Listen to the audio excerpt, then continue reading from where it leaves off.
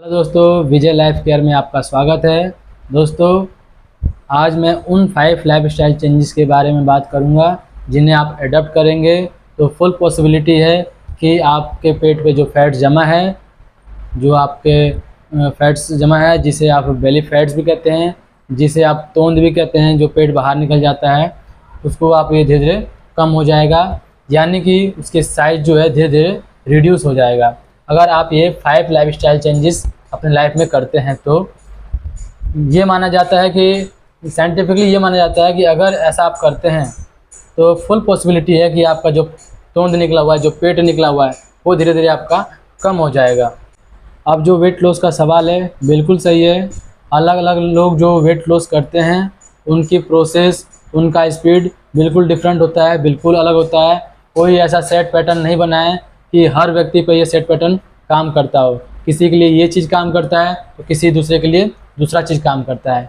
लेकिन ये बात भी सही है कि जो बेली फैट्स है ये बहुत ही प्रॉब्लमेटिक एरिया माना जाता है, बहुत ही परेशानीजनक एरिया जो है जगह माना जाता है।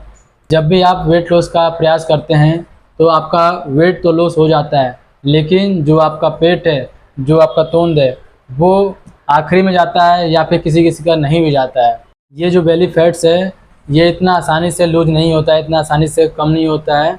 ये महिला और पुरुषों दोनों में ही बहुत ही डिफ़िकल्ट एरिया माना जाता है। जो बेली फैट्स है ये सिर्फ कॉस्मेटिक पर्पस के लिए नहीं है कि आपका पेट निकल गया तो आपका सुंदरता ख़राब हो गया या फिर जो बनावट है आपका अच्छा नहीं लग रहा है। ये सिर्फ कॉस्मेटिक पर्पस के लिए नहीं है। ये जो पेट है इसके अंदर जो फैट्स जमा होती है, जो विजरल फैट्स होता है, ये काफ़ी सारी बीमारियों को भी निमंत्रण देता है, आपका ये बेली फैट्स। तो इसलिए भी इसको कम करना बहुत ही बड़ा इशू बन जाता है। नंबर 1 है स्टे हाइड्रेटेड, मतलब कि लिक्विड अच्छी मात्रा में लें। जब भी मैं लिक्विड की बात करता हूँ तो मैं अच्छी लिक्विड की बात करता हूँ, अच्छे डाइट की बात करता हूँ। पानी ज़्यादा से ज़्यादा पिएँ जिससे कि आपके शरीर में पानी की कमी ना हो। और उसमें आप क्या ले सकते हैं, जैसे कि ग्रीन टी ले सकते हैं, ब्लैक कॉफ़ी ले सकते हैं, और वो फूड ले सकते हैं जिसमें शुगर का अमाउंट बहुत ही कम है, वो चीज़ आप ले सकते हैं। और ज़्यादा से ज़्यादा लिक्विड पीने की बात इसलिए मैं कर रहा हूँ कि आप हेल्दी भी रहेंगे, कमज़ोर भी नहीं होंगे और आपका वेट लॉस भी होगा। दूसरा नंबर, अगर आप लिक्विड समय समय पर लेते रहते हैं, बार बार आप थोड़ी थोड़ी समय पर लिक्विड लेते रहते हैं, तो आप अननेसेसरी फूड नहीं लेंगे। आपका जो पेट है भरा भरा रहेगा, तो आप ओवर डाइट नहीं करेंगे।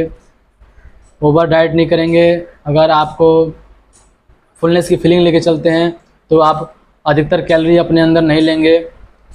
जब आप फुलनेस की फीलिंग लेके चलते हैं तो आपको अगर कुछ दिखता भी है तो आपका जब पेट भरा रहेगा तो आप ज़्यादा से ज़्यादा उसको खाएंगे नहीं। तो ऐसा करने से आपका ये बहुत ही मदद करेगा आपके पेट को कम करने के लिए। तो इसीलिए आप समय समय पर लिक्विड लेते रहेंगे, आपकी फुलनेस फीलिंग बनी रहेगी, पेट भरा भरा रहेगा, तो आप अननेसेसरी फूड, अननेसेसरी लिक्विड नहीं लेंगे, जो कि जिसमें आपका कैलोरी है, जिसमें आपका शुगर की मात्रा ज़्यादा है। तो इन सब चीज़ों को आप अवॉइड करेंगे, आप इन सब चीज़ों से बहुत दूर रहेंगे, तो आपको बहुत ही मदद मिलेगी आपको पेट को लॉस करने में। तीसरा नंबर है शुगरी फूड। शुगरी फूड जितने भी होते हैं उनको आप दूर से नमस्ते कीजिए, उनसे आप दूर रहिए। शुगरी फूड आपको नहीं लेना है। जैसे मान लीजिए जलेबी है, जलेबी में क्या होता है, मैदा होता है, ऑयल होता है, तेल होता है और बहुत ही ज़्यादा शुगर होता है, बहुत मीठा होता है, बहुत ज़्यादा उसमें कैलोरी होती है। जिसे आप खाएंगे तो आपको कैलोरी इकट्ठा होगा और आप जो डाइट कर रहे हैं उसका कोई फ़ायदा नहीं होगा। आप एक तरफ से फैट अपने अंदर इकट्ठा कर रहे हैं तो इसका कोई फ़ायदा नहीं होगा। तो इसलिए शुगर वाली चीज़ों से आप दूर रहिए।